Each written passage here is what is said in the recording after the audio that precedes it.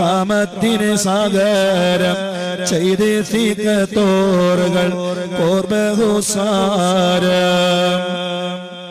തഖ്മീരൻ ഖബ്ലാസ നത്തീനി അന്തർദിൽ തികവ ഓരോമ എമ്പലതിൽ ബീന ചെയ്തോവർ പള്ളിക്ക് മുമ്പിലെ കുന്നുകൾ നീക്കാനായി പണി ചെയ്യും കോടികൾ കൺമുമ്പിൽ കണ്ടോവർ മീസാനൊരു കല്ല് ദൃഷ്ടിയിൽ പെട്ടാരെ മയിൽ കീളച്ചോമരിക്കാൻ ശ്രമിച്ചോവർ തട്ടിത്തകർക്കാൻ ശ്രമിച്ച ഇൻസാന്റെ തടിയിൽ ഉടനെ ബലാവും കൊടുത്തോവർ ബോധം ബോധവും കെട്ടിത്തറയിൽ കിടന്നാനെ ബന്ധു അത് കണ്ട് ഓടി അടുത്തോവർ വായയിൽ നിന്നേത് മുമ്രവത്തുകൾ വന്ന് മുഷിപ്പായി തായൂറാകന്തോവർ ചെയ്തുള്ള പാതക ഏതുകമെന്ന് ചൊല്ലി മനസ്സകം തേച്ചിക്കരഞ്ഞോവർ മഹിനരെ മഖാമ മഹിനരെ മഖബറ കുള്ളമത്വങ്ങൾ മനുഷ്യനിൽ മങ്ങാതെ കാക്കാൻ കരുതിയോർ നേരത്തിൽ അല്ല ബലാവും പുറപ്പെട്ട് ദേശത്തിൽ വേഗം നർച്ച കൊടുത്തോവർ ദേശം അറബിയിൽ നിന്ന് അണൈത്തുള്ള ദേഹം ബഹുനാമം അബ്ദുള്ള എന്നോവർ പുണ്യരെ മസാറ എന്നുള്ള അജായിബ് പുതുമയാലെന്ന് ഞങ്ങൾ നിലർത്തോവർ കൊടിയാക്കാടും വീട് ചമനുഷ്യരെ കൽബകം റാത്തി ലാകും അതെന്നോവർ ഒരു നാൾ ഖറജായി മനം തന്നിൽ നിന്നോരോ കുറുകിയൻ പശുവേ തിരിച്ച് നടന്നോവർ ദിക്കായ ദിക്കോക്കെ തേടി അലഞ്ഞാനെ ദല്ലാളൊരുത്തൻ തുത്തിക്കാതെ പോയപ്പോൾ അകലെ ഗാബത്തിന്റെ തറഫിലൊരു ബഖറ അവിടം മഖ്ബറ ചുറ്റി നടക്കുന്നു അകമിൽ സൂറൂറായി പശുവെ പൊടിക്കാനായി കുറുകിയൻ കുതിച്ച് നൊന്നേരമിൽ കണ്ടോവർ ആനനം തന്നിൽ നർത്തോരു മഖ്ബറ ആക്കാൻ പശുവും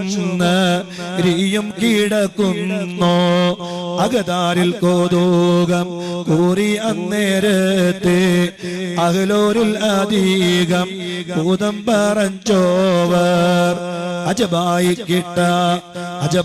കേട്ടവരൊക്കെ വരവായി അവിടം മക്കാടൊക്കെ മനുഷ്യക്കടലായി. മാഷാ അല്ലാഹ്, ഞാൻ ഇങ്ങോട്ട് വരുന്ന സമയത്ത് ഇവിടത്തെ മഹത്തായ മാല ഇങ്ങനെ പാടി നോക്കുകയായിരുന്നു. മാഷാ അല്ലാഹ്, ഈ മഹത്തായ ഹളറത്തിൽ വിശ്രമിക്കുന്ന വലിയ മഹാരഥന്മാരായ ഔലിയാക്കളെ അവരോട് കളിച്ചവരാരും രക്ഷപ്പെട്ടിട്ടില്ല. വലിയ അത്ഭുതമല്ലേ? ഒരുപാട് മഹാന്മാര് അന്തിയുറങ്ങുന്ന മണ്ണല്ലേ? അല്ലാഹുവേ, അവരുടെ മദദ് ഞങ്ങൾക്ക് നൽകണേ അല്ലാ. അവരുടെ പൊരുത്തം ഞങ്ങൾക്ക് നൽകണേ അല്ലാ. അവരുടെ ബറക്കത്ത് ഞങ്ങൾക്ക് നൽകണേ അല്ലാ. പൈനരി എന്ന് പറയുന്ന ഈ നാട് എങ്ങനെയാണ് അങ്ങനെ ഒരു പേര് വന്നത്? ഞാനതിനെ കുറിച്ച് പഠിച്ചപ്പോ മാഷാ അല്ലാഹ്, മാലയിൽ ഇങ്ങനെ ആ വിഷയം ഇങ്ങനെ പറയുന്നുണ്ട്. ഈ നാടിന് അങ്ങനെ ഒരു പേര് വരാനുള്ള കാരണം, പൈ എന്ന് പറഞ്ഞാൽ പശുവാണ്, നരി എന്ന് പറഞ്ഞാൽ എല്ലാവർക്കും അറിയുന്ന കാട്ടിലെ വലിയൊരു ജീവിയല്ലേ. ആ പയ്യന്റെയും നരിയുടെയും പേരിൽ ഈ നാട് അറിയപ്പെടാനുള്ള കാരണോ ഈ മഹാരഥന്മാരായ ഔലിയാക്കളുടെ സമീപത്ത് നടന്ന ഒരു കറാമത്താണ്. ഒരാളുടെ പശുവിനെ കാണാതെയാവുകയാണ്. ആ പശുവിനെ അന്വേഷിച്ച് അയാൾ നടന്നു വരുമ്പോ അതേ കാട്ടിന്റെ ഒരു ഭാഗത്തെ ഒരു മൂലയില് അതാ പശുവിനെ കാണുകയാണ്. സുബ്ഹാനല്ലാഹ്, പശുവിന്റെ സമീപത്ത് നരിയുണ്ട്. ആളുകളെല്ലാവരും പേടിച്ചുപോയി. പശുവും നേരിയും ദാവത്ത് കൂടാതെ ഫിരിശത്താൽ ഖബറിനെ ചുറ്റിൽ പൊറുത്തോവർ. ആ ഖബറിന്റെ ചുറ്റുഭാഗത്ത് അതേ നരിയൊന്നും ചെയ്യാതെ പശു ഇങ്ങനെ നിൽക്കുകയാണ്. ആ പശുവിനെ നരിയൊന്നും ചെയ്യുന്നില്ല. റഞ്ഞുപോയി ഖബത്തിൽ നേരത്തിൽ പശുവേ പോടിച്ച് കൊടുത്തോവർ. അങ്ങനെ അതാ നരി കാട്ടിലേക്ക് മടങ്ങിപ്പോയപ്പോ ആ പശുവിനെ നാട്ടുകാര് പിടിച്ച് അതിന്റെ ആൾക്ക് ഏൽപ്പിക്കുകയാണ്. കണ്ട അജായിബ് ഓരിൽ ചതുരത്തായി കേട്ടവരൊക്കെ സാറിൽ വന്നെത്തിയോ.